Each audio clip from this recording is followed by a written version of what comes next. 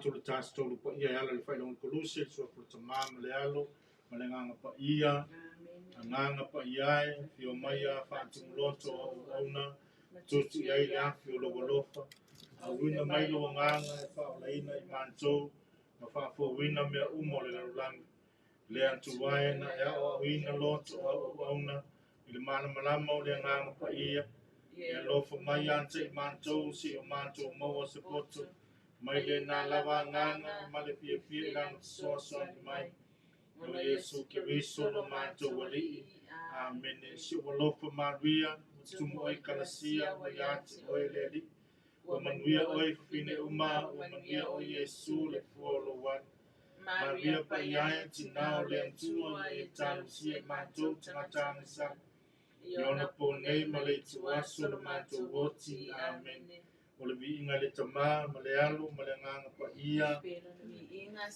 tanga fa pe fo iona po nei ma so uma fa vau lava amen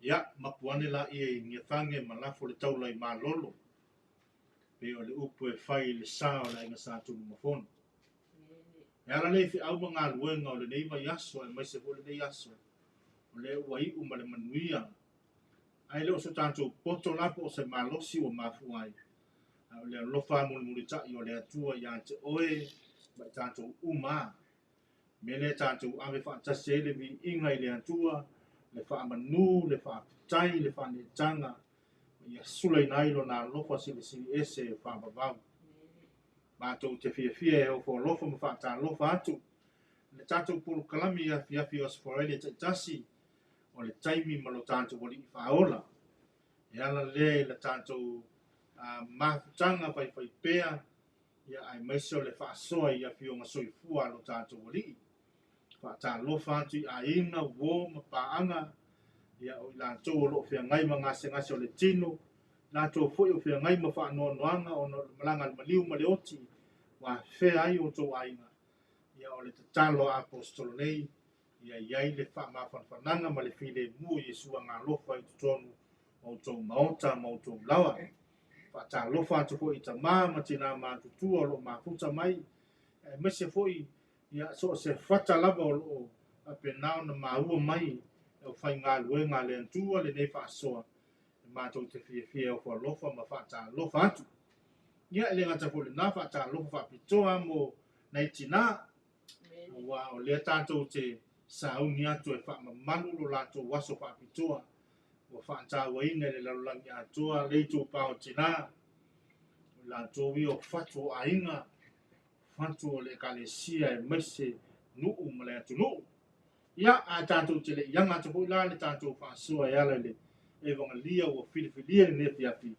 ia se o fa ta lofa to lo so tau le nefi afi ia ta lofa lo finga la apostolo ma lo alo no sai ai me se fu le fa ma lo si ma ta fa soa fa wa le yes for really ia se o lo fa ta lofa sa mo i lau sila mai moa ma lau fita fa fonga fo ile nei tu la le aso ia fa ta lofa tu fo i lau fionga la apostolo ke mete ia fa taimi ia le tu ia no ma taimi ia wato e mafai fo ia na fa wa le nei fa soa taimi ma lo tatu ali fa ola lo fa tai ia o le nganga le na tai ile li o no le fu ia no wa to au mai tate fa soa e fo i ma tu fa tu fo ia fa lu manga fa le nganga ia wa la va tatu sambalinga ia ia awala va ni ese nganga e fano ai mau o mai tatu le ola fa ba ia ai le ona ta nga i lo le wa ni aso e tu sai mal tu fa waso le kalesia o le wa lia Ioane ma ta upo ono ia fa i pulimas fu ma le lua e o atu le limas fu ma le iva ia la fo atu lo fiong la apostolo te fa wina le wa lia fa fonga la fa wina ona fefina wa ia lea o yutaia wa fapiane e mafai fape fele nei tangata ona au mai o lona tino ia te tatou te ai ona fetala ia tu leo Yesu ia te latou e moni o te fai atu ia te oto a fai to tele ai le tino le tali o le tangata a le inu fo i lona toto ua le totonu ia te outou le ola. O le ai lo tino ma inu i lo toto ua ia te ia le ola e whaapapau. O te toi whaatuina foi o ia i le aso ngataanga. A wā o lo tino o le mea e ai moni lea. O lo toto foi o le mea e inu moni lea. O le ai lo tino ma inu i lo toto e tu mau o ia ia te au. O au foi ia te ia. E whapei o na soifua le tamā wana awina mai au. O lo o ola foi au i le tamā. E whapea foi o le ai ia te au e ola lea ia te au. O le nei le areto na wifo mai le langi. E le peio o tau tamā na ai le manai a ua oti i lātou. O le ai le nei areto e ola ia e whaavavau lava. O mea ia na whetala ia Yesu ina o ia i le sunako i Kapenaumi.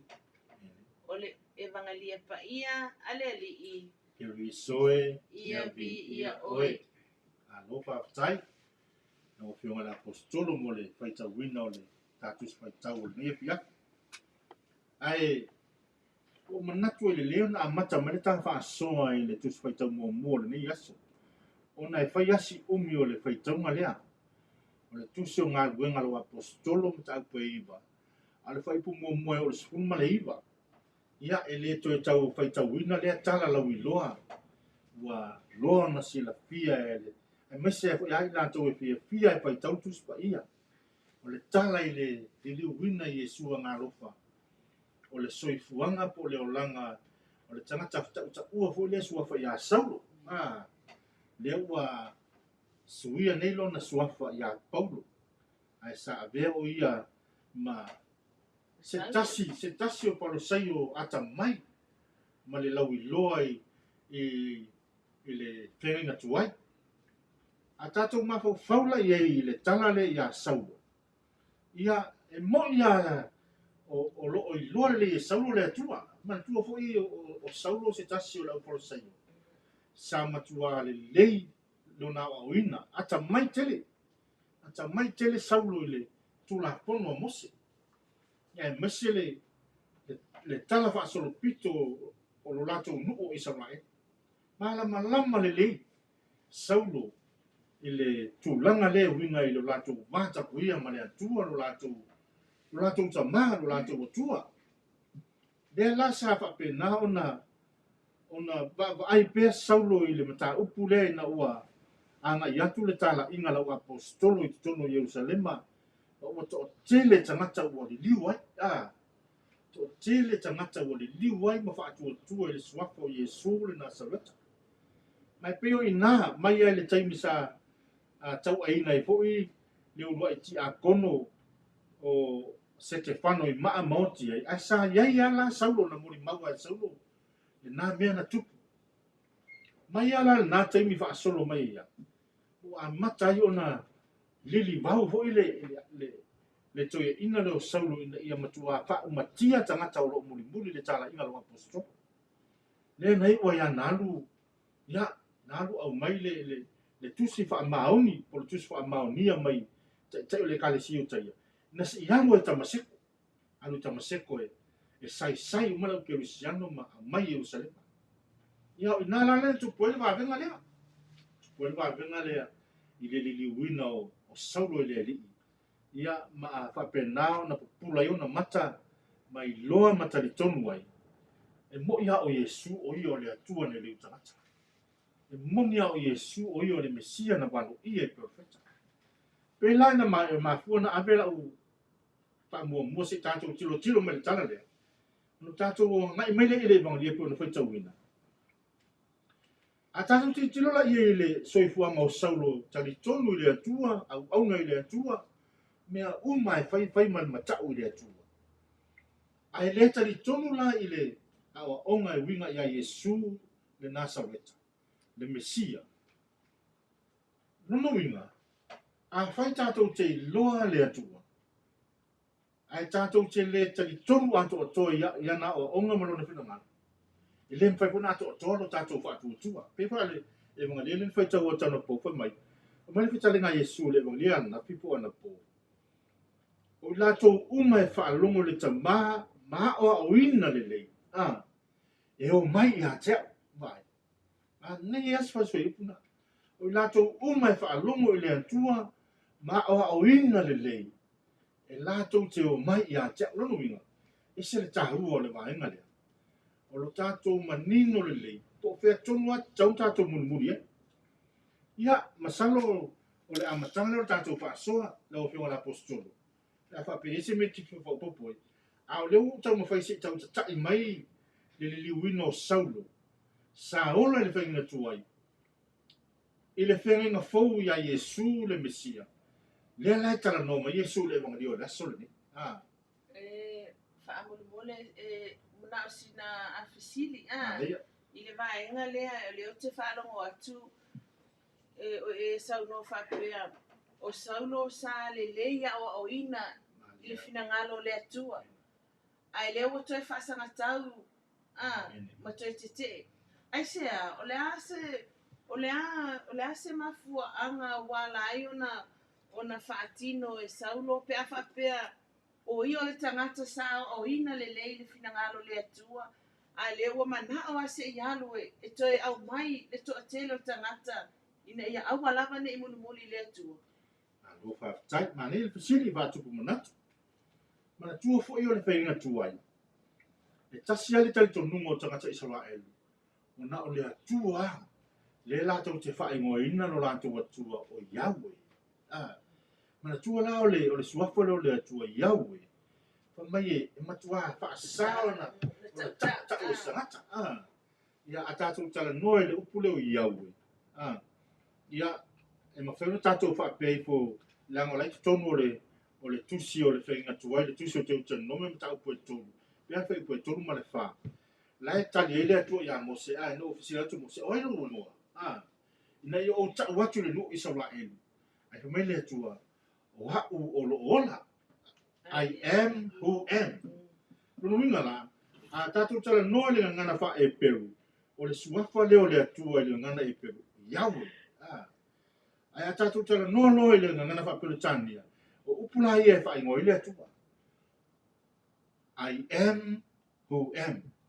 Wa o lo ola, ma o lo ola pea la. O le fasili la lau whionga la apostolo. A whai o Saulo sa tangata sa o awina le leima mana malama le whina le atua. Ai se auto e whaasanga tau ai. Ia i la tau o lo muri tala inga lo apostolo e winga Jesu ke wiso. Mana tua tasi ale mai nga sa sili lava ona ili tata iei. Te le kalesia mese lau sa tu kaio ma lau parisaio lau tusi upu. Sa ili tata ia Yesu. Mo la tau lau winga le pepelo Yesu. Fai mai lenga o whaatutusa Yesu o ia ma le atua. O ia o le tangata. Leo fai mai o ia o le atua. A tatu tino la ina o tusa wa o malana. Le lava e mafuona le fia tangata Israel. Ia Yesu wale nei le Nasaret. Le fo o toi ta lai ma wha matala toi pe te rumla o apostolo. Le Mesia Yesu le nano tō wha tau le nao. Le na toi wha toi tu e le atua le tamai ala le nganga pa ia. Ma tōni o mori mak, ale ala mai wha awawale le fia. Le winga tonu alana, ona ele o malama i lato. O Yesu, o ia o le atua na liutangata. O ia o le Mesia na valo ia. Yala nga le fa pe yala to ia. Ai asa tala inga ho le tau pa se tangata. Leo fai la apostolo mai la to ia. Ma tu fo le pe ia se aso le aso nei sa fai tau le tu se nga lunga la apostolo. Le na tu la ia tangata ho le o kamilie o pia le silent in it Le na tu la ia tangata le se tu sa o le fai a onga le nao sau. Tama lo le nao kamalie. Le na tu la ia ma fai atu le fono to ina mai le au soe. E iai tangata sa whape na fu ino lato o mai matala i mai le nei mana le sa fu e mumuli tangata a wha ina ua whewheoti la wali ina. Na ta ape umana tangata. O le mata upu le tatou te whi na ua tau. A whai o se mata upu mai le atu o lono winga. O tatou whai tau a mare atu. Tatou tilo la i. O lea lava inga lua ele ngango le atu e ni tangata.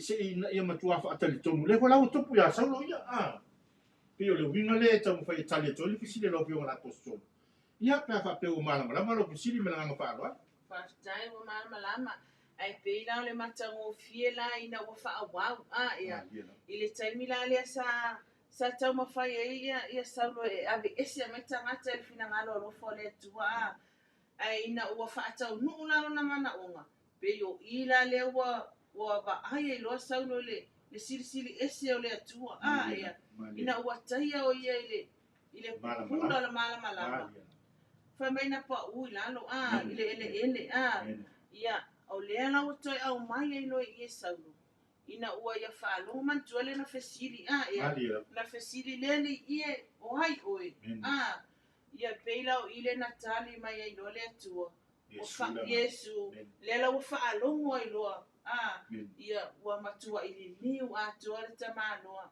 ia ma ave lo le matu pala le lo na sua fa paulo le la o fa wa ai lo se tasi o apostolo matautia foi o fina lo fo Yesu ia mana ia foi la le mana ia tele ila o faita watu ile tala le ha saulo e mana ia foi o se fa manatu se to fa fangu ile tato ia foi pe foi la taita e ia ile taimi tate fa vai ai ina o totono le fe aulia la me toi fa alu fe sasi ele mafofau ia peo na ia saulo na wa ai utai ele malama le atua tu na iloa fai lo le fina ngalo le atua ele toi fo ia itua pele fa pe na alu tau nofo ia na alu sa o a fanga umal malo le na ia le tala le ia fiafi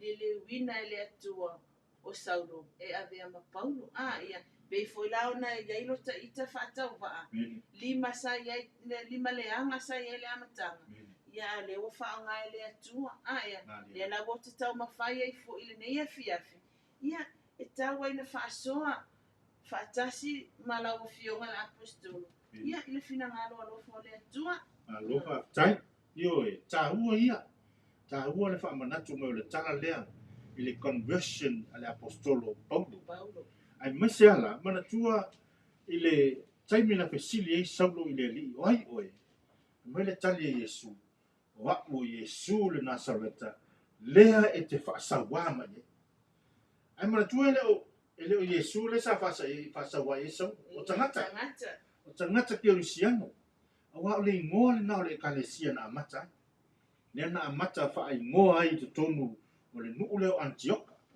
ai na mafua na whaingoa ai le kalesia ki o Luciano na mafua ia le tangata le soa ia Paulo po Saulo na ua uma le liu ino Saulo le ali ma ngai loe fai le tala inga ma la unga le pina ngalo lofo le atua o ia lau fo ina ua fono le kalesia mua ai ile i te tonu Yerusalema salo po le tau sanga e valuipa le ua i fono le kalesia i te tonu Yerusalema na whaatua i loe Saulo le manatu lea pe a whaingoa le ekalesia lea o le liu mai i le lato utana inga i le pina ngalo lofo Yesu ma whaingoa le au Keresiano Christian o wa o le winga leo le tala o nalana mo eli ngo mo le kalesia mai tonu Antioka wa pe o inala ba na ua i whaavai e ma mata i le kalesia na uma tua tupu tele le kalesia Antioka ai pe o le vainga le tau whai whamatala o le fesili atu le li o Saulo e mai Yesu o Yesu le Nasareta lea te whaasawa mai o moni ai Saulo nga ho lea Yesu le whamanatu so mea si o tātou tamau mo si leo so se mele anga te whai luso atangata le te whai a Yesu a whai ho te whai se mele le luso atangata la ho te whai a Yesu mana tuala o le au Keresiano la matanga po le apostolo o le ekalesia whaavai le na le lau tātou o mai nei i le mga lio le nefia i le tau tino mai Yesu o ia o le areto ola na wifu mai le langa i le ai asisi e maua le o le whaavau pe a whai tātou te le ai ma le whiinu i lona tino ma lona toto pe mai Yesu si o tanga te fai tau atu nei vaenga ia. Fa me wa fifina wa, mana tua le evangeliana po na fa alua na fa talai atu Yesu. O a unei o le areto ola na luifo mai la. Pe a aise tasi le nei areto fa ipo lima sumatas. O na ola ile o ie fa vau. Le areto fo yo te avatua o lo tino lea o te avatua mo le ola lo. Ale leva mai. Wa fifina wa ile mo tu tangata fa mai. Ona fifina wa ile o tangata o yu taia. O fa pean. O fina pe fea le nei tangata. O na mailo na tino ya te tato te ai. Tasi ale va ta pe ko la no fe atu le fe ta lenga le Yesu man nei ia. Me la to uma fa longo le tama. Ma o ina le le. E o mai ya. O le ala tala no atu Yesu. I le ola fa le manga. A le tala no mena uli ia. Me ai o le kingo. O ale o tala no mena. E fa fena o mai le tama. Lo la lo na tino. Le tino le. Tato te ai. Ai le o ri fe Yesu. Literally le upule a. E le o ri fe Yesu. I lo na tino le a. Literally e vatu e fai mata umapa. Le ai. Wa umo na ta pena Yesu. Le awana e tato te mawai. Lo na tino mano na toto. E hala le falawa le whaakpeteina. Ma le waina. Le waina ma le falawa le whaakpeteina. Le ala e tala noa Yesu anga i atu i le mele la tupu le paseka. Wai whamela wa poto tuspa ia. Pe ama le tau sanga talo na tupu le au aunga na Yesu. I Kapernaum. Ai le i ola le paseka. Le lau a matana. Whailo ilo atu Yesu. Se, mana tua whai le. So se mea lava fau le awhai. Ia. Pe wai tātou lalo langi ma le mea tātou ye. So se mea fau le awhai. E mua a awhai. Ioi. Le amai le taimi voi le. E whailo ilo mai ile mea la awhai. I whatata inga lapi o le tuinga o tu a wala. Ui tātou sangu. Pe ia e te loa tau sanga ma masina. Na mata iona whailo ilo. Tusi sain, tusi le awala.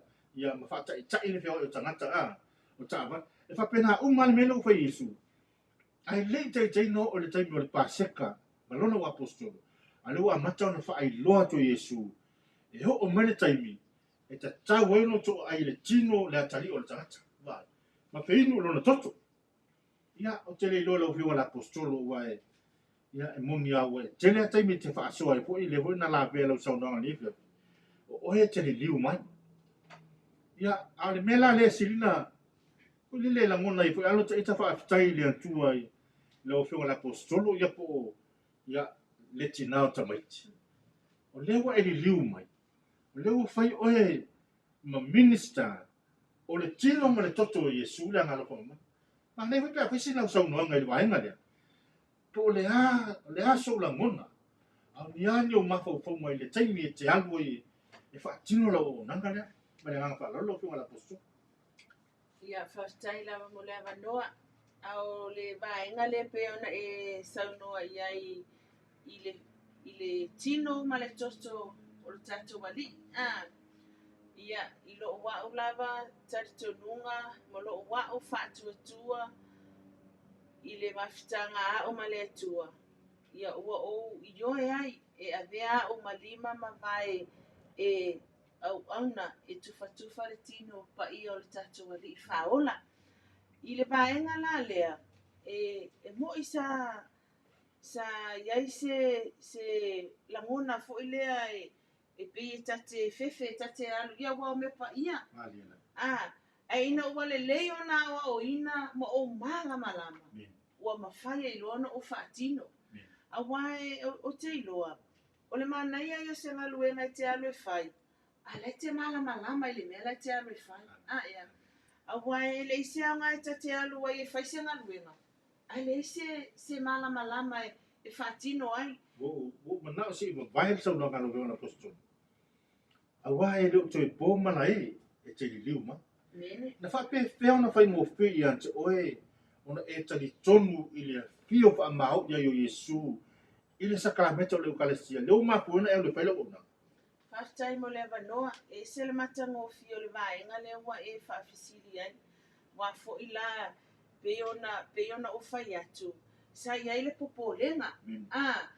I le vaenga lea ina ua o iai totono le kalesia o tilo ma mata pea ma maitau ia e sa tu fesili lava le mafaufau pe mo'i ia pe moni ia le tino moni ma le toto moni o le alifaola ina ua iai totono le fe'au lenei e iesu le agalofa mamana pei la o i le atoaga le a'oa'oga o aumai ai fa'amalamalamaina o le sakalameta o le alofa le tino ma le toto o le ali'i o i la lea na vavala iloa ma o talitonu ai loa o a'u lea o a'u lea e tatau ona o walu e fa'aogā lo'u taimi o te au'auna i le atua i lenei vaega ia i le vaega la le ta'u e le ekalesia o le ʻau fa'akominio ia o i matou e o tufatufa le tino pa'i o le ali'i ina ua pei ona o ta'ua e lelei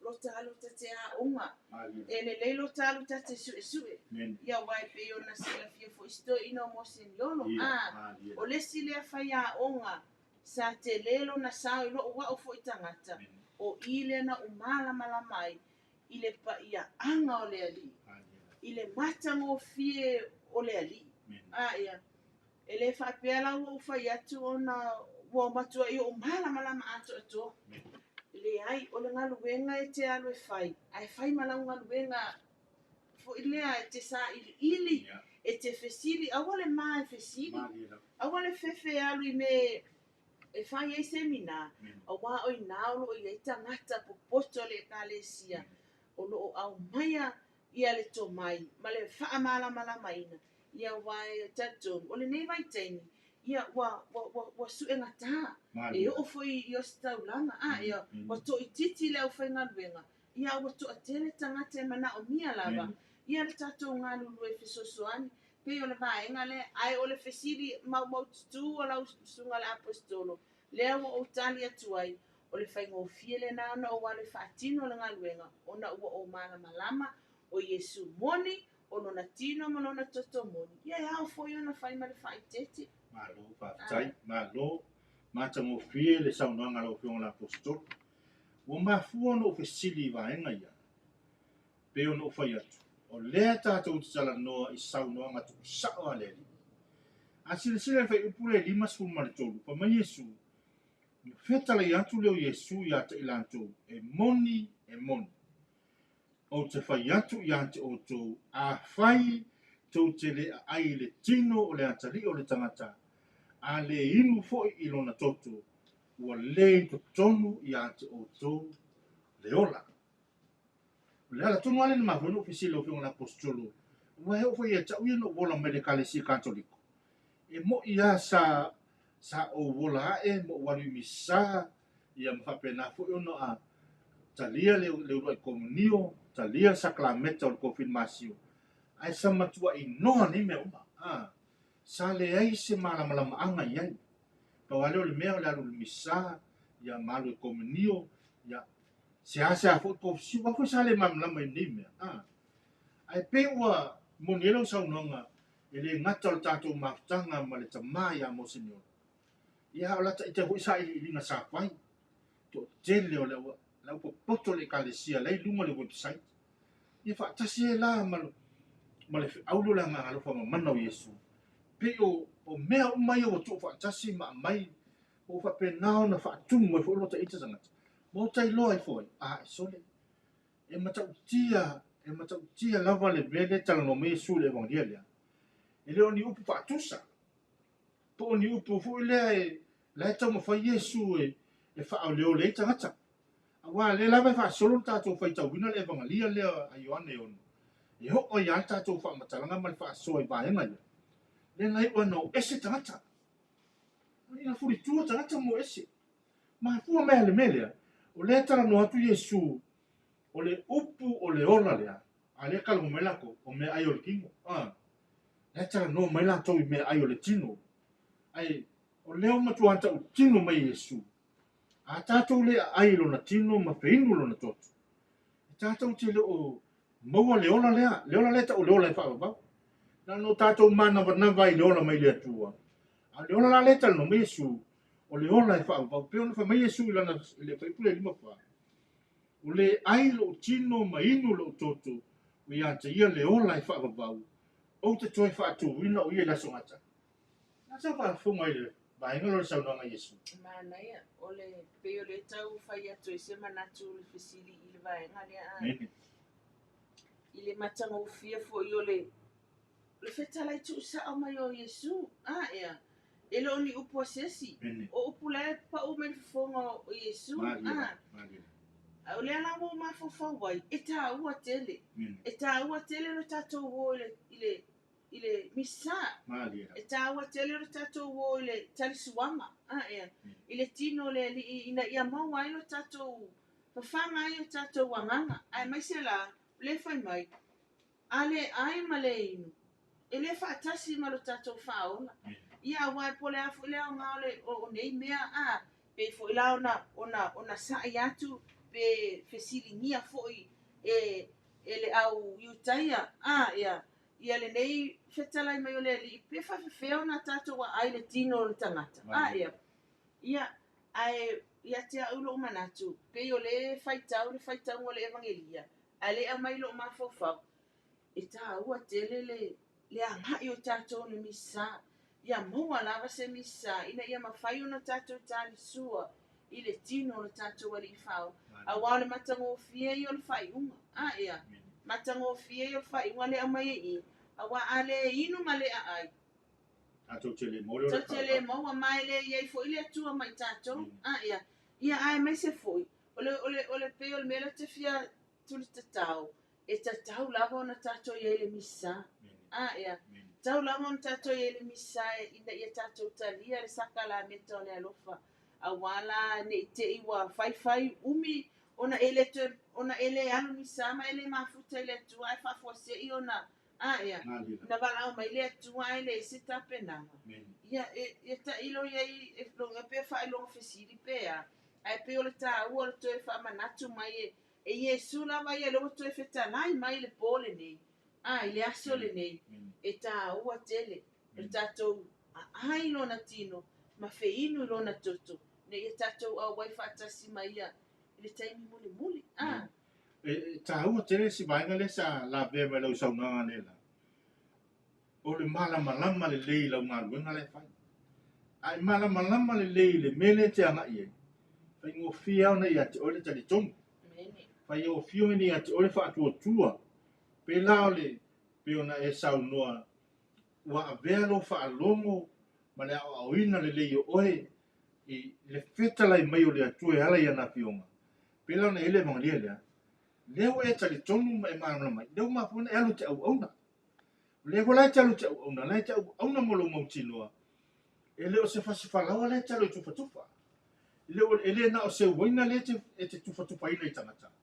O le te tufa i tangata Yesu soifua. Pe ale tatu o tali le komunio pa ia. E whapia mai ia leo wha komunio pa te leo le tino ki o riso. Tali tatu. Amene.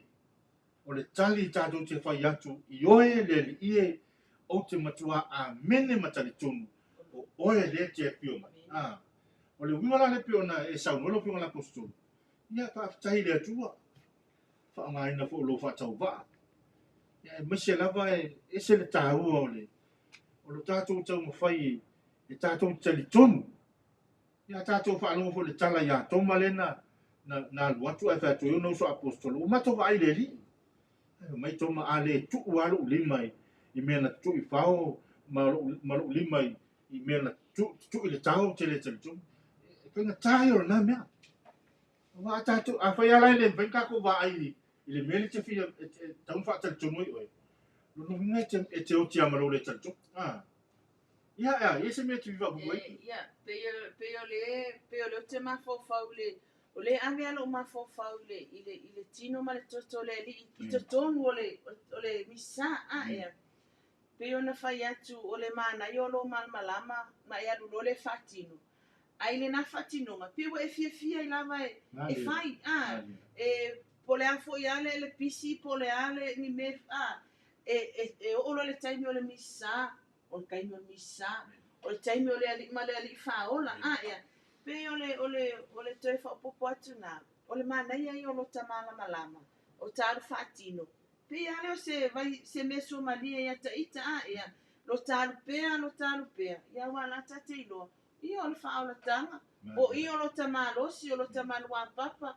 O mea uma e awana mai i le sakala meta o le alofa. Ia e tā ua I lava. Le whaavanoa o le taimi. Ma le li whaola ai mai se lava. I le taulanga pa ia le misa. Wapeo I le mo waile. E tino ma le toto pa I o le tatou ni whaola. Alo whaafitai. Ia, o na whaawaulo le tātou whaasoa. I le whaipure lima wha mai Yesu.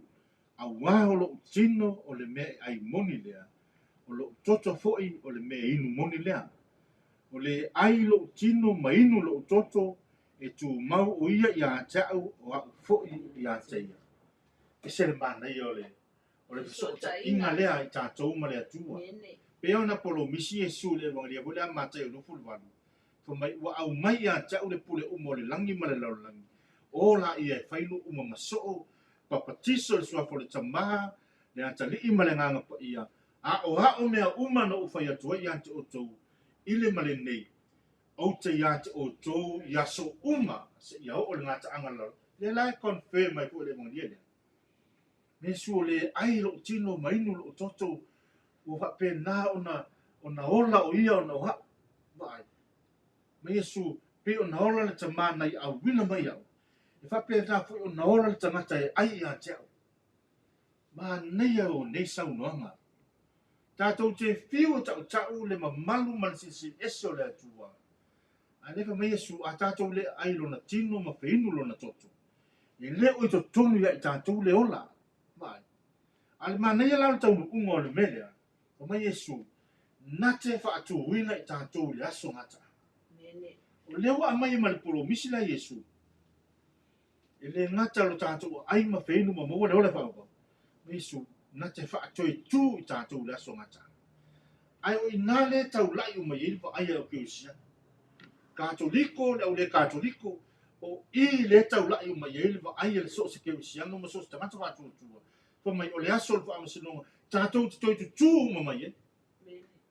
Ai la mai su ai lai lo tino ma inu lo toto. Wa e maua le ona I whaapau. Mau tino au te toi whaatu o I la songata. Sila o sa moa I le matango fio le fetalai mai o le atua mo tātou. O se whaamanatu. Ma se tau longo. O se fe au tau mo moli le nefo I vai a sa. Tātou wanga atu e whaamamalu ma whaamanatu. Le aso tele o whaapitoa le laulangi. Mo nei o tātou tina. Ia ma se hui ia. Ia oe le tina o se au whanau. Io e pio no tau sila mai foi. Ia le alavae. Ma te wa lua atu ma le tina o tamaiti. Ia tau mawhai ai whai se sao e tā lai e sua ngā lofa. E ui ai lo mā vai ma le whaatau wa. Ia a wale mawhai ana tu uai le nau. Ia iai a se sao mo Yesu. I le ngata, I le neife awolo na ngā lofa. Ia e whapena fwoi au amnanga I te tono le kalesia. Peo no tō whaafonga mai. Ia, o le tina o le ainga tasi lea au amnanga o le kalesia. Nana fwoi pito la au. Ia o le tāua lea, awai, a tātou tilo fwoi pe a tātou mafau fau le tū pāo tina. Ia le tō tau whai au se taka. Nā ua manino le isa moa, o tātou tina, ia po tina, o I la tō I o whatu ai. Mai se le tasi upu whai o taia, pe a whai e le eise atua, ai at least o la eise tina. A whai fwoi o la le eise tina, ai mau tinoa la eile atua. Pea no whaasoa I le si aso. Le ese senga o le whausia ina I le atua o le tāne ma le whawhini. Whamela upa poto ma lau su o le tuspa ia. O le tamaloa, na whau e le atua I ona fōlinga. Le outside image of God na whai e le atua le tamaloa. Au le tina, whai mai na whau mai le atua mai to tonu o lona whina ngaro lofa. Nala le nai le mawhai ai se tama. Ona mana malama I tina. Le a fwoi mawhana whana ma mawtanga ma tina nei o le whana. E le te teina ato atoa lo I loa le tina. Aisea. Ona o le atua. Sili ona mana malama. Leanga o ia na ia whai whapitoa ali tu pao tina. o i latou ia ua tuʻi ai le atua le mea alofa e fofoa ai le isi soifua fou ma faapena ona fanau mai le lolagi le me lea ia salo ua faaiʻua atua le tatou faaso pe a faapea le isi se tifi faaso ai lofa galapososolo ae o le tāua ia o tinā pe a fai o lai faaogā tatau lou taimi faaogā tatau lou soifua i auaunaga mo iesu agalofa mana tatou ua ai le tinā paʻio mavia le ioe a mavia i le ale kagelo e ui le laʻitiiti o mavia i le taimi na afio e foi le ale kagelo ia laʻitiiti ma faatauva'a ae la ioe a mavia ioe ma fai atu ia faia ia te a'u e tusa o lau fetalai e faapena foʻi la se lagona lelē fiafi tau faaiʻuiʻu atu ai le tatou faasoa ma le tatou mafutaga ia tatou faatāua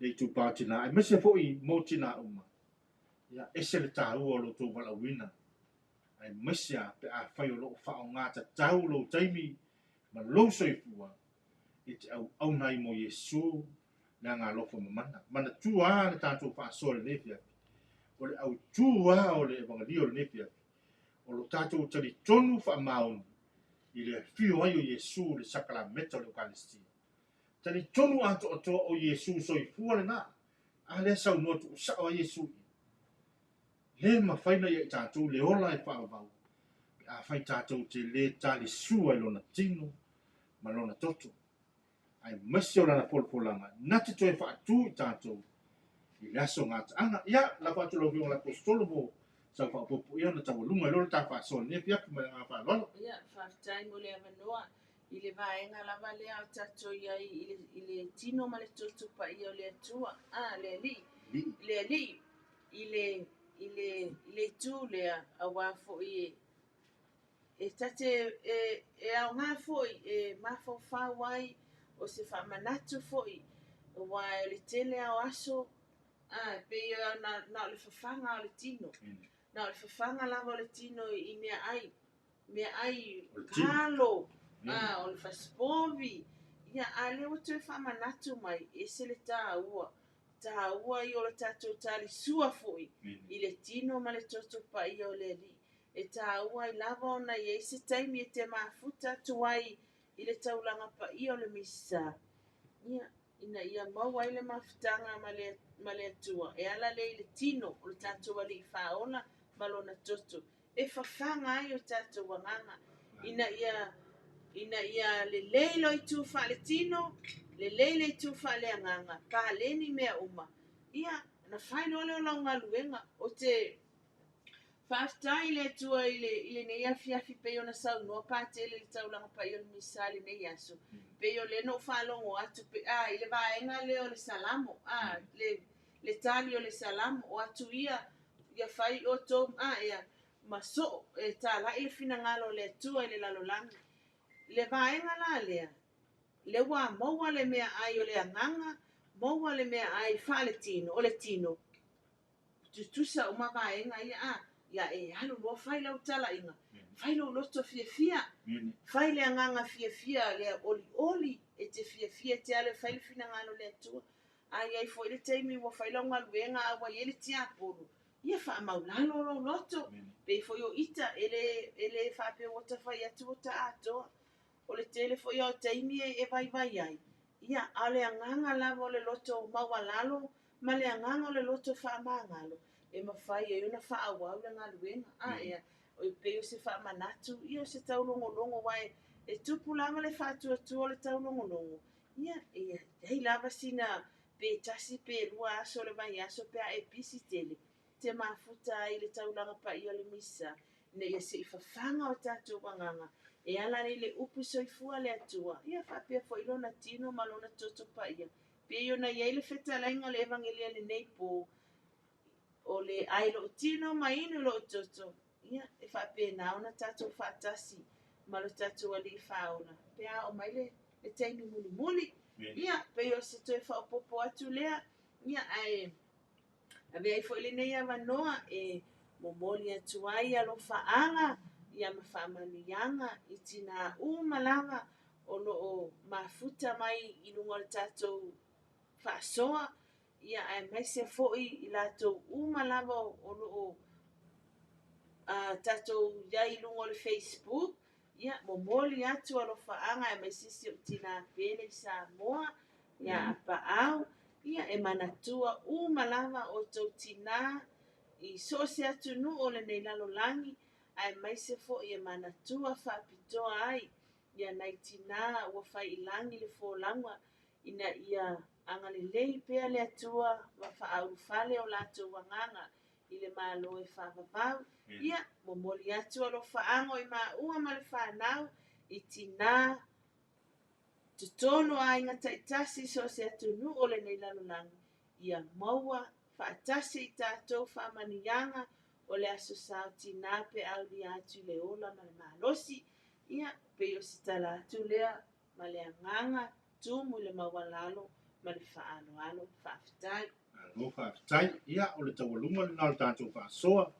lenei afiafi ua fa'autuina o le taimi ma lo tatou ali'i fa'aola fa'amoemoe a Samoa se mea aogā e ala i le fa'asoa ma le tufa atu apostolo fa'atauva'a ia aue te va'ai mai o matagata fa'atauva'a pe ona fetalai Iesu e lē o le ave fe'au a o lē ana le fe'au e lē o le auauna ae o lona matai o ma'ua ona o le mea faigaluega ia a o le finagalo o le ali'i lea matou te tufa atu ai ia talo ai le agaga paia e galue atu pe a fai o le amafai na tatala i lo finagalo na ia maua se fa'alimaga o le tatou mafutaga lenei afiafi ia ae tatou taupuleola le asā a saunei ia ua fa'apitoa mo tinā ia le foi la afio mai apostolo tinā e fa'asoa atu le tatou polokalame o le toe fa'aolaola le faleomanu ia e fa'amalosi'au fo'i i le la o tou pito la'au i le gata o le tausiga o aiga nu'u ma ekalesia e maise lo tatou atunuu ae mai lenei fo'i i tulā ia manuia tele malologa le afiafi ae maise le fa'ai'uga o le vaiaso tatou fa'ai'u ai le fa'ailoga o le koluse i le suafa o le tamā ma le alo ma le agaga pa'ia amene amene